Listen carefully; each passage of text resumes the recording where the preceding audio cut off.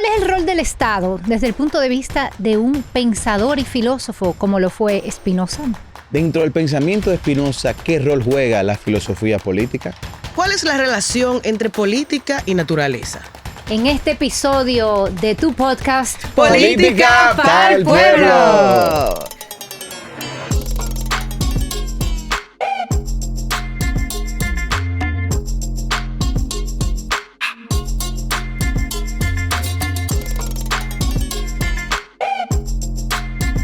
Filosofía política. Ese es el tema que vamos a explorar en este episodio de Política para el Pueblo, donde creemos en el conocimiento que nos empodera. Y para eso tenemos hoy una invitada súper especial, la profesora e investigadora experta en filosofía política, Elsa Saint-Amand. Muchas gracias, Elsa. Bienvenida. Gracias a ustedes por invitarme. Es un honor estar aquí y difundir la función de la filosofía dentro del sistema educativo dominicano, radiado.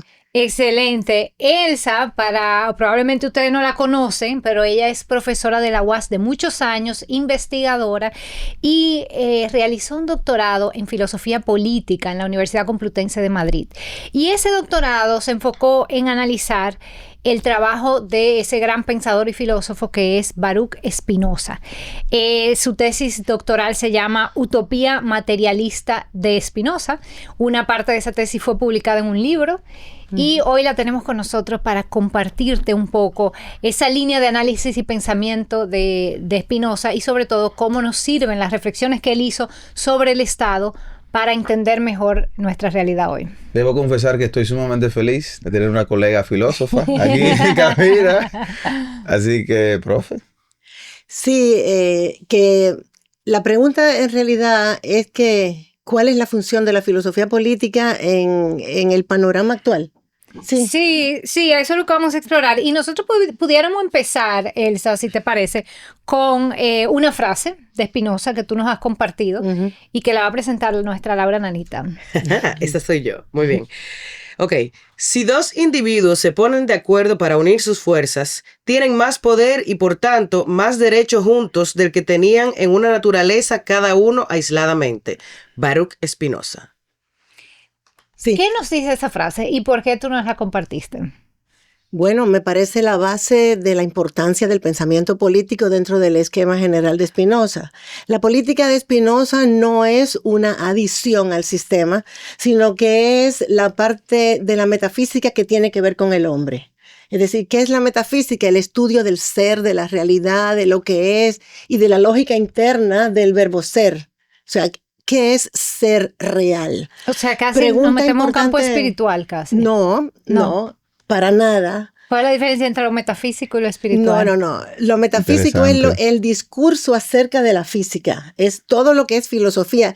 Yo recuerdo que cuando yo llegaba a los veranos desde aquí, porque yo estudiaba en la Complutense en mi licenciatura y venía todos los veranos, me pasaba 3 meses aquí.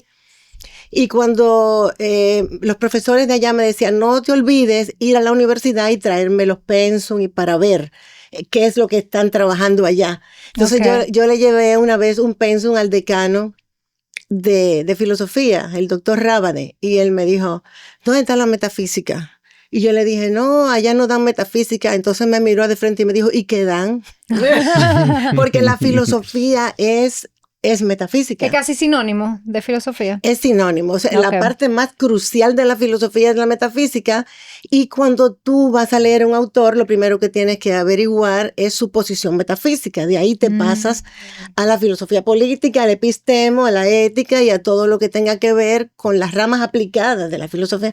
Pero la filosofía en sí es un discurso sobre el discurso, es una meditación acerca de lo que es la realidad, cosa que es muy importante, como tú sabes, en nuestros días, porque el asunto de la realidad virtual que lleva un contrasentido en la misma expresión, realidad no real, bueno, pues ese asunto nos lleva a la metafísica otra vez, y por eso, aunque el flujo crítico filosófico ha sido anulado de manera contemporánea y se puede ver claro que los grandes filósofos, los grandes talentos de la humanidad actualmente están callados, Sin embargo, la filosofía sigue teniendo vigencia. Yo por lo menos la practico a nivel del aula, tratando de colaborar con generaciones de profesionales futuros más esclarecidos con respecto a su propia realidad. Yo creo que hay gente que puede estar preguntándose, no yo, pero puede que haya gente que no está viendo que quiera saber qué es la metafísica. La metafísica es un estudio del ser o de la realidad. Estudia el concepto de mayor extensión y menor comprensión que se puede pensar, que la mente puede registrar. Como tú verás, la filosofía es un estudio del pensamiento. Así como la lógica estudia los esquemas formales que sostienen el pensamiento y que no varían, la filosofía se tiene que ocupar del pensamiento entero, que no es poca cosa porque es absolutamente todo. Ok, pues hablemos de Es metafísica política. ¿Cómo se le aplica esa metafísica a la política? Sí, sí. Spinoza tiene una metafísica en la ética, el dedeo, la primera parte de la ética que se llama el dedeo. Eso, porque Spinoza escribe en latín. La ética es la obra más importante de Spinoza y además una obra referencia porque él incursionaba en las otras ramas del interés humano, pero siempre regresando a la redacción de la ética, borraba, escribía, cambiaba. O sea, el esquema geométrico no es rígido, sino que es una fluctuación entre lo que él iba descubriendo que se necesitaba. Siempre iba a la política porque vivió, como hablamos hace un momento antes de entrar en la transmisión, hablamos de que Spinoza pertenece a un momento muy efervescente, donde el Estado moderno todavía no ha nacido, pero ya está preparándose. Vamos a decir que la historia está preñada del Estado moderno, pero no lo ha producido todavía. ¿De qué época estamos hablando? Siglo XVII, 1632. Que se la jugó a Spinoza, incluso fue expulsado de su sinagoga porque era judío, por toda su valentía de escribir lo que escribió. Sí, Spinoza no pretendía criticar ningún código de moralidad, ni pretendió nunca enfrentar una religión. Al que él cree que todo el mundo tiene libre derecho acceso a cualquier religión. Sin embargo, sus reflexiones incidían y fue por lo tanto rechazado de todas las religiones vigentes de su momento. Fue rechazado por la religión católica, fue rechazado por el judaísmo. Y sin embargo, él justificó en el Tratado Teológico Político por qué tenía que mojarse en esas aguas, aunque sabía que iba a tener que ser perseguido. De hecho, dicen que es tan arriesgado que él se la jugó. Tuvo que irse a Holanda, vivió en Holanda para no ser, digamos, perseguido oficialmente. Tuvo que mudarse a Holanda, que era como una especie de guarida, de guardia de los libres pensadores. Sí, sus abuelos fueron expulsados de España cuando la Inquisición se puso dura, que es un tema que a mí me gustaría tratar profundamente cada uno de los temas que toco, porque puede ser mal interpretado. Pero cuando se intensificó la unidad española, la familia Spinoza tuvo que emigrar y fueron a Portugal, a donde en ese momento eran recibidos, quizás con el interés de nutrirse del talento y de las economías de los judíos que estaban emigrando. También América se benefició en ese sentido, porque los hermanos Pinzón eran judíos y llegaron aquí acompañando a Colón y en parte se arriesgaron a poner en práctica las investigaciones teóricas que tenían los geólogos de esa época. Pero bueno, Spinoza su familia vive en Portugal un tiempo, pero luego cuando se desató la persecución en Portugal también, con respecto a los judíos, entonces ellos se fueron a Ámsterdam, que era un centro de captación intelectual, económica, productivo. El Estado estaba cumpliendo funciones de protección a la empresa privada. Es decir, es un momento sano del capitalismo, antes de que se corrompiera. Y en ese momento llegan ellos, hay investigaciones científicas, hay investigaciones anatómicas, se descubren cosas en el cuerpo humano. La filosofía fluye en Spinoza como en ninguna otra persona, siempre pensé. Fue para mí siempre un punto de referencia, quizás en plena inocencia de lo que iba a encontrar ahí, pero me gustaba su sinceridad, su naturalidad. el hecho de que mientras en su época los filósofos andaban con peluca y afectaciones, él andaba con su pelo rizo natural. Algo me llamó la atención hacia su personalidad, muy auténtica, muy valiente y muy comprometida. Fue capaz de enfrentar inclusive su propia familia con tal de cumplir con lo que él consideraba que era su deber con respecto a la humanidad en un momento tan importante para la historia humana, que todavía no se asimilan las enseñanzas que él dejó. Y vamos a hablar de esas enseñanzas precisamente.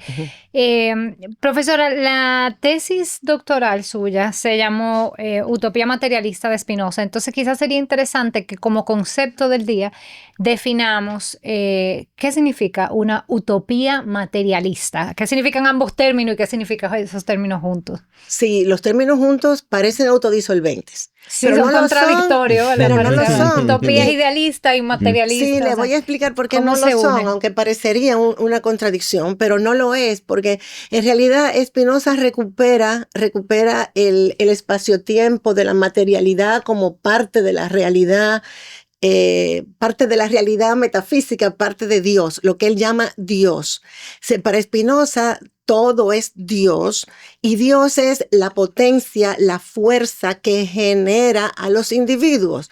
En cierta parte tiene algo de Ockham, tiene algo de nominalismo, pues no podemos sacarlo del capitalismo, porque tú sabes que el nominalismo es una de las bases más importantes del capitalismo y Spinoza tiene cierto nominalismo en el sentido de que reivindica la individualidad.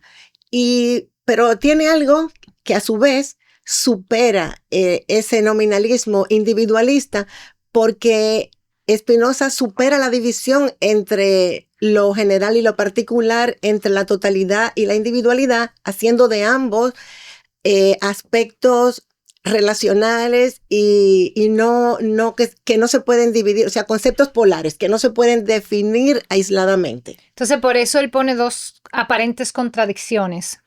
Porque él dice lo que parece contradictorio en verdad es parte de una misma cosa. Es parte de, sí, él es antidialéctico, no acepta la realidad de la contradicción, él piensa que todas las opiniones sobre un tema tienen parte de la verdad y que en realidad la verdad es la suma total de todas las opiniones, de toda la historia y de todo lo que cada uno de los movimientos históricos han ido aportando. Es una visión interesante en este momento en que hay tanta polaridad en el debate de los temas políticos. Sí. Wow. No. Yo me preocupé en un momento, pero llegamos a algo que terminé entendiendo y me encantó. Justo estos días yo estaba pensando de como que al final la política es un asunto de historia y filosofía. Como que yo no había caído en esa conexión. Yo voy aprendiendo en este podcast a medida que vamos evolucionando. Y estaba pensando en eso, precisamente dos materias que no me gustaban mucho en el colegio, pero seguramente fue porque usted no fue mi profesora. Ay, gracias. De verdad, muchas gracias. Entonces sí, al final como no había encontrado esa relación que tiene la política y la filosofía, pero al final la política es meditar sobre lo que entendemos como lo mejor. Y sobre el mundo en que vivimos. Sobre cómo podemos funcionar en armonía en una sociedad y que como que haya un equilibrio en el que todos salgan beneficiados. Pienso en cosas tan sencillas como una calle, que quizá la quieran poner una vía, pero eso le conviene a unos y a otros no. Uh-huh. O sea, pensar en las consecuencias de esa decisión y en qué tan justa sea, por ejemplo, sería un tema filosófico. Que termina en decisiones políticas. Entonces, me parece muy profunda esa conexión entre la política y la filosofía. Fíjense, Spinoza ubica al hombre dentro de la naturaleza, pero eso ya lo habían hecho los sofistas. O sea, el estado natural, el pacto social, la entrada en el estado, todo eso él lo estudia. Y dice que se basa en observaciones experimentales para llegar a conclusiones acerca de la constitución del hombre prepolítico.